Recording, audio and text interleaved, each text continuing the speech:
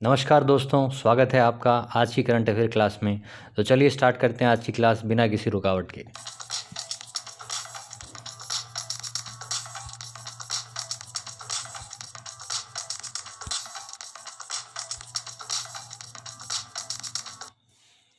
तो आप सभी को पता है अपनी हर क्लास मोटिवेशनल थॉट के साथ स्टार्ट होती है। तो आज का थॉट ये है, ज़िंदगी में दो चीज़ें आपको बड़ा परेशान कर सकती हैं, एक तो फेल शब्द है और एक एंड शब्द है। लेकिन इसको पॉजिटिव वे में लेकर अगर आप चलें तो आपको ज़िंदगी आसान लगेगी। तो फेल का मतलब क्या है? फर्स्ट अटैम्प्ट इन लर्न, यानी कोशिश कीजिए कि आप दूसरा अटैम्प्ट भी दें, पहला अटैम्प्ट आपने सिर्फ सीखने के लिए दिया था। एंड अगर आपको कोई एम को एंड करना चाहते हैं तो रुक जाइए। एफर्ट नेवर डाई इसका मतलब होता है। लेकिन इसका मतलब क्या है कि एफर्ट को कभी मत मारना, प्रयास आप हमेशा करते रहना है आपको। तो चलिए इसी अच्छे थॉट के साथ क्लास को स्टार्ट करते हैं। इंडिया और फिनलैंड एक वर्चुअल मीटिंग अभी आयोजित हुई थी, जिसमें दोनों देशों के प्रधानमंत्री मिले हुए। भारत के प्रधानमंत्री नरेंद्र मोदी और फिनलैंड की प्रधानमंत्री सना मोरिन ने आपस में वर्चुअल मीटिंग आपकी की, ये देख सकते हैं आप। इस मीटिंग का आयोजित किया गया 16 मार्च को, और इसमें जो मेन बात रही वो क्या रही मैं बताता हूँ आपको। भारत ने फिनलैंड को आईएसए का पार्ट बनने के लिए बोला। आईएसए क्या है? International solar alliance. International solar alliance का गठन 2015 में हुआ था, पेरिस में हुई कॉन्फ्रेंस ऑफ पार्टी 21 यानी कोप 21 मीटिंग के दौरान। और आईएसए को बनाने के लिए जो देश सबसे आगे थे वो थे इंडिया और फ्रांस। ये इससे जुड़ी बात थी। दूसरी बात, फिनलैंड ने क्या बोला? फिनलैंड ने इंडिया को प्रेस किया है कि उन्होंने अपनी वैक्सीन की हेल्प की है 71 कंट्रीज़ के अंदर। तो वो काफ़ी प्रेस किया गया है। और कौन सी वैक्सीनेशन की बात की जा रही है? कोविशील्ड वैक्सीन की। कोविशील्ड वैक्सीन किस इंस्टीट्यूट के द्वारा बनाई गई है? Serum institute. और ये कहाँ पर है? आपका पुणे में। तो फिनलैंड यहाँ पर आया है तो इसके बारे में बात कर लेते हैं। फिनलैंड विश्व खुशहाली सूची यानी कि वर्ल्ड हैप्पीनेस इंडेक्स के अंदर बात करें तो दुनिया का नंबर 1 देश है फिनलैंड। यहाँ पर सभी लोगों को सबसे ज़्यादा खुश माना जाता है पूरे वर्ल्ड में। फिनलैंड की जो राजधानी है उसका नाम है हेलिस्की, याद रखिएगा, हेलिस्की। और यहाँ पर जो आपका करेंसी है वो है यूरो। करेंसी कौन सी? यहाँ पर यूरो करेंसी है। फिनलैंड की जो बाउंड्रीज़ हैं वो किन किन देशों के साथ लगती हैं? रशिया, नॉर्वे, स्वीडन और एस्टोनिया। ध्यान रखिएगा, रशिया, नॉर्वे, स्वीडन और एस्टोनिया। फिनलैंड को एक और नाम से जाना जाता है जो है आपका लेक कंट्रीज़। यहाँ पर बहुत ही ज़्यादा हज़ारों में झीलें पाई जाती हैं, इसलिए इसको झील का देश कहा जाता है। तो ज़रा फिनलैंड की बाउंड्रीज़ को देख लेते हैं। जो हमने यहाँ पर बात की, कौन कौन सी मिली आपको? रशिया हो गया है आपका, नॉर्वे हो गया है, एस्टोनिया हो गया। चलिए आगे आके एक मैप भी आएगा, उसमें आपको दिखाएंगे। अगली खबर पे आते हैं। यूके के पीएम जो हैं वो भारत को विजिट करेंगे ताकि वो प्लानिंग कर सकें चाइना की पॉलिसीज़ को काउंटर करने के लिए। ऐसा उन्होंने अपना संदेश भिजवाया है। तो यूके पीएम भारत की ओर आएंगे और यूके पीएम का नाम क्या है? Boris Johnson. Boris Johnson UK के प्रधानमंत्री हैं। ये ऐसा पहली बार हो रहा है कि ब्रिटेन के प्रधानमंत्री ब्रेक्सिट के बाद किसी देश में जा रहे हैं। अब ये ब्रेक्सिट क्या है? ब्रेक्सिट को दो भागों में तोड़ें तो ब्रेक और एग्जिट, दो आपको शब्द निकल के आते हैं, बी आर और एग्जिट। बी आर मतलब है ब्रिटेन, एग्जिट का मतलब है बाहर निकलना। किससे बाहर निकला है ब्रिटेन? ब्रिटेन आपका यूरोपियन यूनियन से बाहर हो चुका है। तो ये भी अच्छा क्वेश्चन बन सकता है कि कौन सा देश है जो यूरोपियन यूनियन से बाहर हुआ है? तो उसका आंसर है ब्रिटेन। तो ऐसा इस घटना के बाद यूके के पीएम पहली बार किसी देश जा रहे हैं और वो भारत आ रहे हैं। किस बारे में बात करने के लिए? वो इंडो पैसिफिक स्ट्रेटजी पर डिस्कस करेंगे। इंडो पैसिफिक स्ट्रेटजी मतलब भारतीय महासागर और प्रशांत महासागर में जो जितनी भी गतिविधियां चलती हैं चाइना की, उसमें डोमिनेंस बनने के लिए यूके प्रधानमंत्री मोदी जी से बात करना चाहता है। तो यूके की बात करें तो यूके के अंदर 2021 की G7 मीटिंग होगी। G7 में वर्ल्ड की पावरफुल कंट्रीज आती हैं। और G7 पहले G8 हुआ करता था, लेकिन इससे रशिया बाहर जा चुका है। तो ध्यान रखिएगा, G7 में रशिया नहीं आता है, वो G8 में आता था। कोप 26 की बात करें तो ये भी यूके के अंदर होगा। कहाँ पर होगा? ग्लासगो में। ग्लासगो कहाँ पर है? आपका स्कॉटलैंड में। ग्लासगो के अंदर कॉमनवेल्थ गेम्स भी हुए थे पिछले कुछ सालों में, आपको ध्यान होगा। तो कोप 26 के अंदर ऐसा ऐलान किया गया है। अब COP25 कहाँ हुआ था? ये मैड्रिड में हुआ था, स्पेन के अंदर। कॉन्फ्रेंस ऑफ पार्टी कहा जाता है कोप को, जहाँ पर विश्व स्तर पर सभी देश आपस में बैठकर बातचीत करते हैं। कॉमनवेल्थ गेम्स की बात करें 2022 के, वो भी कहाँ पर होंगे? आपके ब्रिटेन के अंदर होंगे। कॉमनवेल्थ का हेडक्वार्टर अगर आपसे पूछा जाए तो हेडक्वार्टर है उसका लंदन में। नेक्स्ट बात करते हैं कि जो यूके है यानी कि यूनाइटेड किंगडम है, वो 4 अलग-अलग देशों को मिलाकर बना है। कौन-कौन से देश हैं? स्कॉटलैंड है, इंग्लैंड है, वेल्स है और आपका नॉर्दर्न आयरलैंड है। ज़रा हम मैप देख लेते हैं। ये देखिए आपको मैप में नज़र आ रहा होगा कि यूके के अंदर इंग्लैंड, वेल्स, स्कॉटलैंड और नॉर्दर्न आयरलैंड आपका था। पहले पूरा आयरलैंड हुआ करता था लेकिन वो अब नहीं है, उसमें से आपका नॉर्दर्न आयरलैंड का इसमें बच चुका है। नेक्स्ट बात करें कि जो आपका यूके के अंदर जो राजधानी है वो क्या है? आपकी लंदन। और यहाँ पर जो करेंसी यूज़ होती है उसका नाम है पाउंड स्टर्लिंग। पाउंड स्टर्लिंग यहाँ की करेंसी है। यूरोपियन यूनियन का यहाँ पर हमने डिस्कस किया था दूसरी लाइन में कि वो यूरोपियन यूनियन से यूके निकल चुका है। तो यूरोपियन यूनियन का हेडक्वार्टर कहाँ है? ब्रुसेल्स में। ब्रुसेल्स कहाँ पर है? बेल्जियम की राजधानी है ब्रुसेल्स। और साथ में नाटो जो है, जो कि आपका यूएसए ने बनाया था रशिया के खिलाफ, उस नाटो का भी हेडक्वार्टर ब्रुसेल्स के अंदर ही है। दोनों चीज़ों को ध्यान रखिएगा। इंडिया और ब्रिटेन के बीच में जो एक्सरसाइज होती है आर्मी की, उनको 2 नामों से जाना जाता है। एक तो है अजय वारियर और एक है इंद्रधनुष। ध्यान रखिएगा, अजय वारियर और इंद्रधनुष। प्लस एक ब्रिटेन की सबसे बड़ी जो फिल्म अकेडमी है, British academy of film and television arts, जिसको बाफ्टा कहा जाता है, उसके हेडक्वार्टर लंदन में हैं और हाल ही में AR रहमान को वहाँ का न्यू एम्बेसडर बनाया गया है। ये बात आपने ध्यान रखनी है। चलिए आगे बढ़ें। Arms imported by India decline by 22%। क्या कहना चाहता है भाई? जो आर्म्स हैं, जो हथियार हैं, जो भारत लेता है, वो 22 से 33%, इसमें अप्रोक्स डाटा कितना है? 22 से 33% की गिरावट आई है। और ये डाटा किसने लिया है? सिप्री ने लिया है। सिप्री क्या है? सिप्री है आपका Stockholm international peace research institution. ध्यान रखना आप, Stockholm international peace research institution. ये एक स्वतंत्र ऑर्गेनाइजेशन है, इंडिपेंडेंट ऑर्गेनाइजेशन है, अपने आप काम करती है ये। और ये क्या देखती है? ये देखती है कि दुनिया भर में शांति कितनी फैली हुई है, क्या हथियारों को लेकर कोई देश एक दूसरे के खिलाफ तो नहीं हो गया है। यानी मुख्य रूप से ये जो सिप्री है, ये हथियारों के लेन देन को पूरे विश्व में जांचती है। और इसने ये जो डाटा दिया है वो 2011 से 15 और 2016 से 20 के अंदर जो गिरावट आई है उसको लेकर ये इसने डाटा दिया है। 22 से 33% की गिरावट आई है। और आपको बता दें कि दुनिया में सबसे ज़्यादा हथियार जो एक्सपोर्ट करता है, यानी कि जो आपका निर्यात करता है, वो देश है USA। सेकंड पे है रशिया और थर्ड पे है आपका फ्रांस। इंडिया की बात की जाए तो इंडिया एक्सपोर्ट नहीं करता है, इंडिया तो इंपोर्ट करता है। तो दुनिया में सबसे ज़्यादा हथियार मंगाने वाला जो देश है, इंपोर्ट करने वाला देश है, वो है सिंगापुर। और दूसरे नंबर का इंपोर्टर है आपका इंडिया। ध्यान रखने का कि इंडिया सेकंड लार्जेस्ट इंपोर्टर आपका होता है। इंडिया को जो मैक्सिमम हथियारों की सप्लाई होती है वो रशिया से होती है। इंपॉर्टेंट क्वेश्चन है, ध्यान रखना, रशिया से सबसे ज़्यादा हथियार आते हैं। अब यहाँ पर स्टॉकहोम का जिक्र हुआ है तो स्टॉकहोम है क्या, ज़रा देख लेते हैं। स्टॉकहोम स्वीडन की कैपिटल है और वहाँ की करेंसी है करोना। करोना वो वाला नहीं, ध्यान रखना, के से स्टार्ट होता है, ये कोरोना है। और स्टॉकहोम के बीच में, स्वीडन और स्टॉकहोम के बीच में गल्फ ऑफ बोथनिया है, जो आपकी स्वीडन और फिनलैंड के बीच में आपको देखने को मिलती है। अभी मैप के थ्रू हम इसको देखेंगे, ज़रा देखिए। ये देखिए यहाँ पर नॉर्वे है, ये स्वीडन है और ये फिनलैंड है। इन दोनों के बीच में आपको देखिए स्वीडन और फिनलैंड के बीच में गल्फ ऑफ बोथनिया नज़र आएगी। प्लस उससे थोड़ी सी नीचे आओगे तो आपको बाल्टिक सी भी मिलेगा, बैटिक सी। तो बैटिक सी कहाँ पर पड़ता है? ये आपका नॉर्वेरियन कंट्रीज़ के बीच में पड़ता है। तो नॉर्वियन सी ऊपर आप देख सकते हैं, नॉर्वे के ऊपर देखिए नॉर्वियन सी, उसी के नाम पर पड़ा हुआ है। और जो बाउंड्री मैंने बात की थी फिनलैंड की, वो देखो किससे लग रही है? स्वीडन से लग रही है, नॉर्वे से लग रही है, इधर साइड में रशिया से लग रही है और नीचे एस्टोनिया से लग रही है। तो जो अपने पहली स्लाइड में देखा था, ये उसका भी मैप है।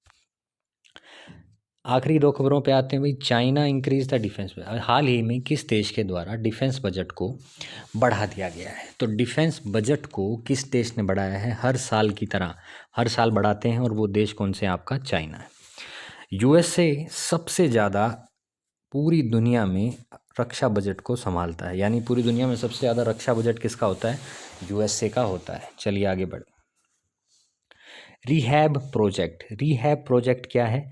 रिहैब को खोलेंगे तो पता चलेगा आपको, reducing elephant human attacks using बीस। कहने का मतलब क्या है कि जो मनुष्य और हाथियों के बीच में जो आक्रमण अटैक होते हैं उसको कम करना मधुमक्खियों की सहायता से। ये प्रोजेक्ट कहाँ पर शुरू किया गया है? ये प्रोजेक्ट कर्नाटक में स्टार्ट किया गया। ध्यान रखना, इंपॉर्टेंट क्वेश्चन, डायरेक्ट क्वेश्चन आपका बन सकता है कि रिहैब प्रोजेक्ट कहाँ पर है। तो रिहैब प्रोजेक्ट आपका कर्नाटक में है। कर्नाटक के कौन से स्थान पर है? ये नगरहोल नेशनल पार्क, राष्ट्रीय उद्यान है नगरहोल नामक, वहाँ पर ये स्टार्ट किया गया है। और इस नगरहोल नेशनल पार्क को राजीव गांधी नेशनल पार्क भी कहते हैं। नेक्स्ट बात करें कि ये जो रिहैब है ये किसने शुरू किया है? तो ये शुरू किया भाई खादी एंड विलेज इंडस्ट्री ने, यानी कि केविक कहते हैं इसको, KVIC। तो केविक ने इसको शुरू किया है। केविक क्या है? एक सरकारी बॉडी है, स्टैट्यूटरी बॉडी है, जो 1956 के एक्ट के द्वारा बनाई गई है। और ये किसके अंदर आती है? ये MSME मिनिस्ट्री के अंदर आती है, जिसके मिनिस्टर कौन है? नितिन गडकरी।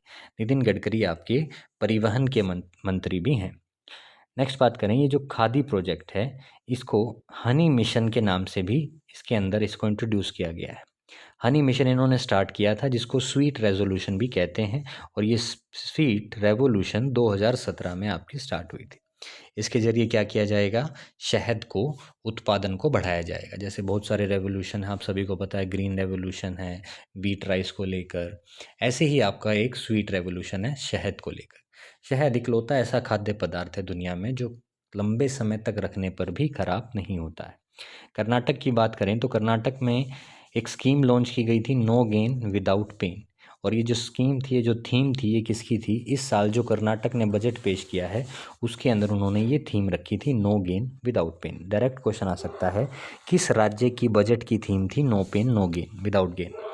नेक्स्ट हम बात करें तो कर्नाटक के अंदर एक नया डिस्ट्रिक्ट भी बना है, विजयनगर डिस्ट्रिक्ट। मैंने पहले भी बताया है, 31वें नंबर का है। और इस विजयनगर में ही एक हम्पी नामक स्थान है। जो हम्पी नामक स्थान है वो यूनेस्को के अंदर आता है और इसको 50 रुपये के नोट पर छापा जाता है। आप देख सकते हैं, अपने पास है आपके। और यहाँ पर एक नदी भी बहती है हम्पी के साइड में, जिसका नाम है तुंगभद्रा रिवर। तो तुंगभद्रा रिवर कहाँ पर है? हम्पी के बगल में। हम्पी कहाँ पर है? विजयनगर। और विजयनगर कहाँ पर है? आपका कर्नाटक में। यहाँ पर एक नया, इसके बगल में ही, कर्नाटक के बगल में तमिलनाडु में एक नया टाइगर रिजर्व बनाया जा रहा है। और उस टाइगर रिजर्व का नाम है श्रीविल्लीपुत्थर। श्रीविल्लीपुत्थर तमिलनाडु में बन रहा टाइगर रिजर्व है। और इसके बनते ही भारत में कुल 51 टाइगर रिजर्व हो जाएंगे, 51।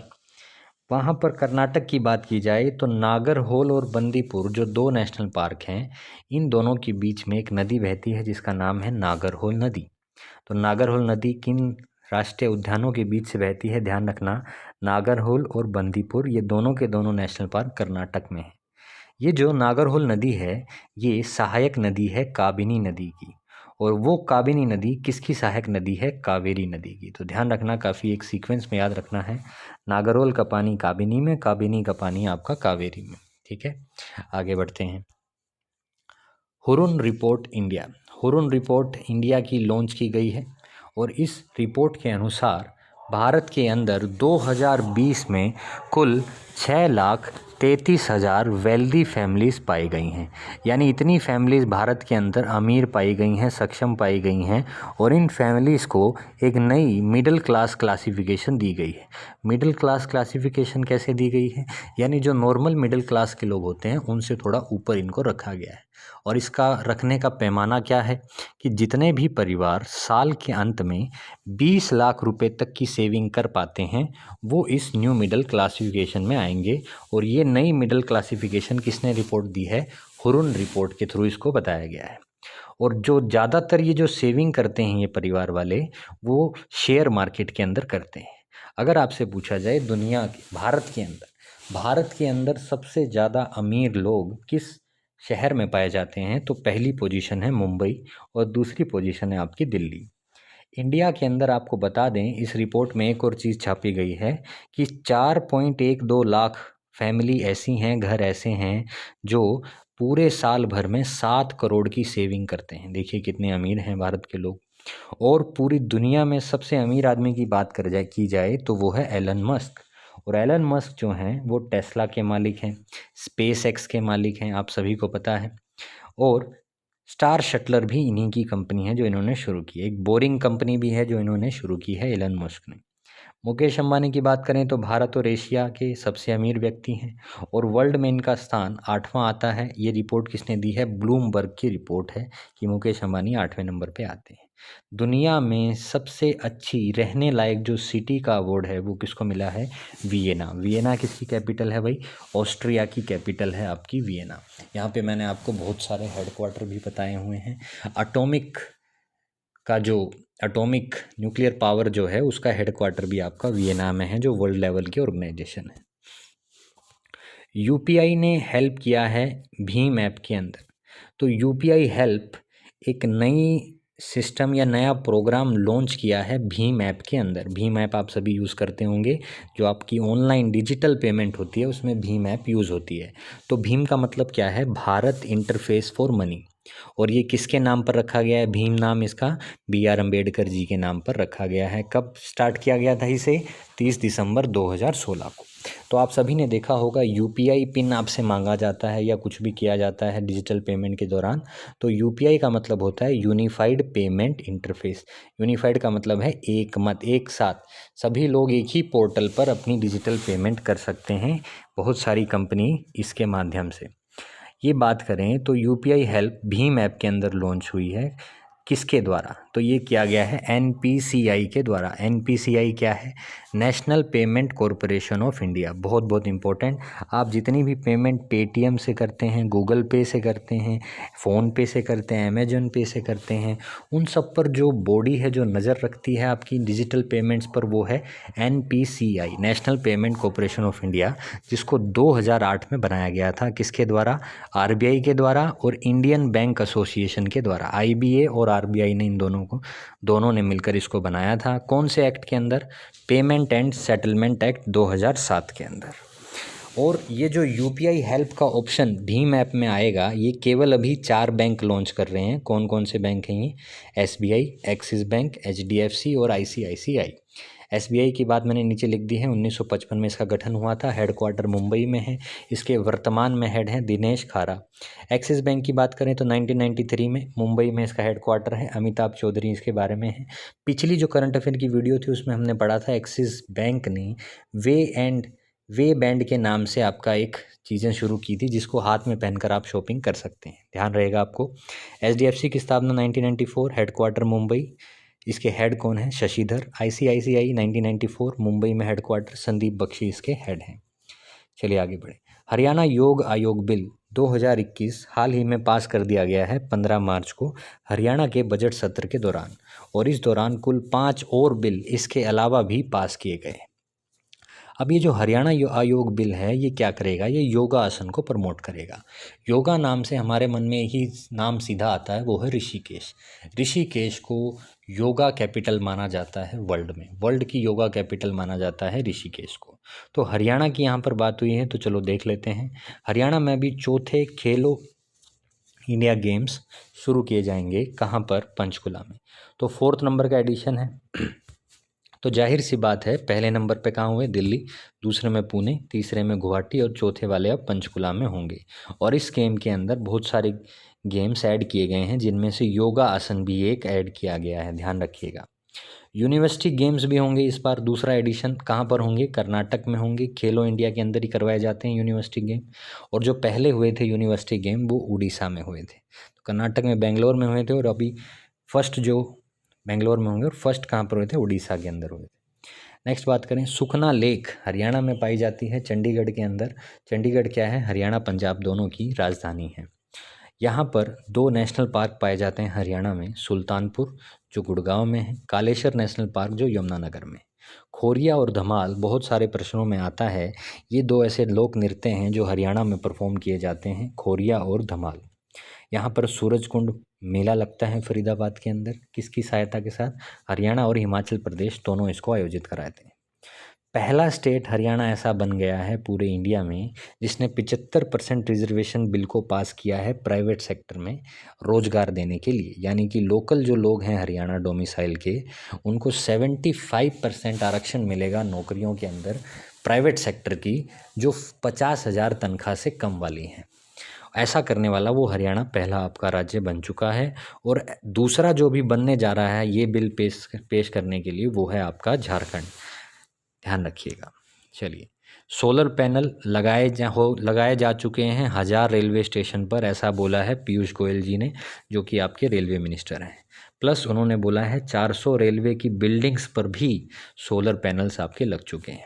और 2030 तक इंडिया दुनिया की पहली ऐसी कंट्री हो जाएगी जो net zero railway carbon emitter हो, यानी कि पूरा का पूरा सोलर सिस्टम पर आधारित आपके स्टेशंस वगैरह कंप्लीटली आपके बना दिए जाएंगे, जिससे कार्बन एमिशन को वो ज़ीरो पर लाना चाहती है। और 2030 तक एक और परियोजना ग्रीन रेलवे करके वो चला रही है रेलवे, जिसके तहत हर रेलवे ट्रैक के आसपास पेड़ पौधे लगाए जाएंगे। और हाल ही में रेलवे ने नया हेल्पलाइन नंबर भी जाहिर किया था, मैंने पिछली क्लासेस में बताया है, क्या है 139, कितनी लैंग्वेजेस में, 12 लैंग्वेजेस में। ट्रेन 18 की बात की जाए न्यूज़ में रहती है तो ट्रेन 18 को वंदे भारत एक्सप्रेस भी कहते हैं, जो सबसे पहले दिल्ली से वाराणसी में चली थी। और तेजस तो आपको पता ही है, ये पहली चली थी मुंबई से गोवा के बीच में, इसका टेस्ट रन हुआ था। तो ट्रेन 18 और तेजस इंडिया मेक इन इंडिया के तहत आपकी बनाई गई भारतीय सुपरफास्ट ट्रेन्स हैं। अगली खबर पे आते हैं। 7 year old climbed mount Kilimanjaro, 7 साल का एक बच्चा किलीमंजारो पर्वत पर चढ़ जाता है। उसका नाम है विराट चंद्रा। कहाँ का है? हैदराबाद का है। हैदराबाद की बात करें तो हैदराबाद किसकी कैपिटल है? तेलंगाना की। और हैदराबाद किस नदी के किनारे बसा है? मूसी नदी के किनारे बसा है। विराट चंद्र से पहले भी हाल फिलहाल पिछले कुछ महीनों में रितिका श्री, एक छोटी सी बच्ची है आंध्र प्रदेश की, वो भी किलीमंजारो पर चढ़ी थी। ये जो है किलीमंजारो, ये अफ्रीका का सबसे ऊंचा पर्वत है जो अफ्रीका के तंजानिया देश में मौजूद है। इसकी ऊंचाई है 5,895 मीटर की। और इसके ऊपर एक माउंट कीबो ज्वालामुखी भी मौजूद है। तो कीबो ज्वालामुखी कौन सी पर्वत पर है? किलीमंजारो पर मौजूद है। किलीमंजारो करके एक नेशनल पार्क भी है तंजानिया में, जिसको यूनेस्को हेरिटेज लिस्ट में डाला गया था 1973 में। नेक्स्ट हम बात करें तो अफ्रीका के अंदर नदी है जिसका नाम है लिम्पोपो। लिम्पोपो वो नदी है दुनिया की जो मकर रेखा को, ट्रॉपिक ऑफ कैप्रिकॉर्न को 2 बार काटती है, 2 बार क्रॉस करती है। इसी तरह पूछ सकता है कि कर्क रेखा, ट्रॉपिक ऑफ कैंसर को कौन सी नदी काटती है? तो वो है भारत की माही नदी। माही नदी 2 बार काटती है ट्रॉपिक ऑफ कैंसर को। और अगर आपसे पूछे इक्वेटर यानी भूमध्य रेखा को कौन सी नदी 2 बार काटती है, तो उसका आंसर है आपका कोंगो। और ये कोंगो कहाँ पर है? अफ्रीका के अंदर ही है। अफ्रीका की बात चल रही है तो मैंने बताया था कल भी आपको, यहाँ पर कालाहारी डेजर्ट है, सहारा डेजर्ट है। कालाहारी डेजर्ट क्यों फेमस है? क्योंकि यहाँ पर बुशमैन कबीले प्रजाति के लोग रहते हैं, बुशमैन कबीले प्रजाति के लोग। और सहारा डेजर्ट दुनिया का सबसे बड़ा गर्म डेजर्ट है। और ठंडा डेजर्ट और टोटल ओवरऑल एरिया में सबसे बड़ा डेजर्ट कौन सा है? अंटार्कटिका। ये कल वाली क्लास में हमने बताया था।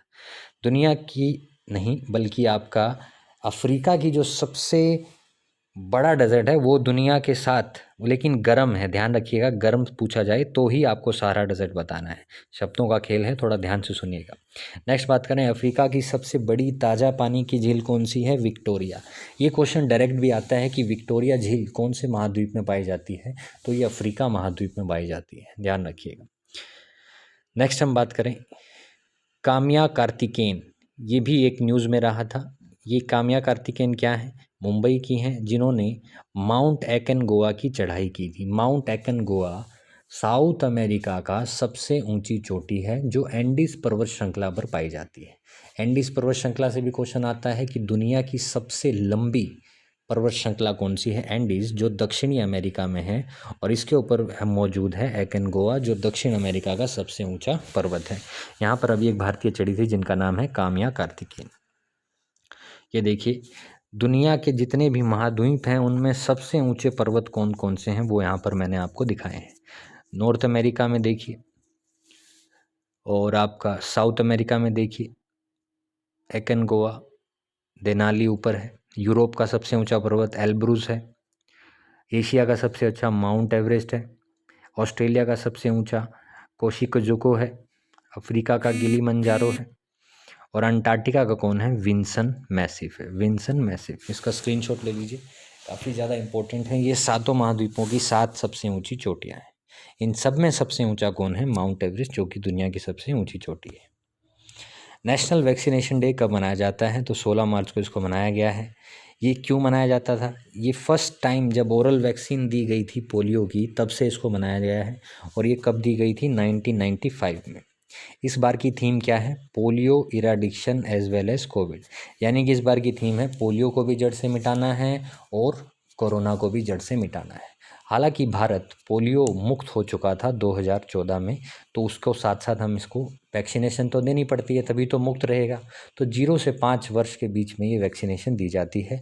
और पोलियो की वैक्सीन किसने डिस्कवर की थी? Jonas Salk. नीचे वाली लाइन में लिखा है, देखिए, जोनस सॉक वो व्यक्ति हैं जिन्होंने पोलियो की वैक्सीन डिस्कवर की थी। पोलियो डे 24 अक्टूबर को मनाया जाता है। और 24 अक्टूबर को एक और दिन मनाया जाता है जिसका नाम है UN day, United nation day भी मनाया जाता है। मिशन इंद्रधनुष की बात करें तो ये 25 दिसंबर 2014 को शुरू किया गया था।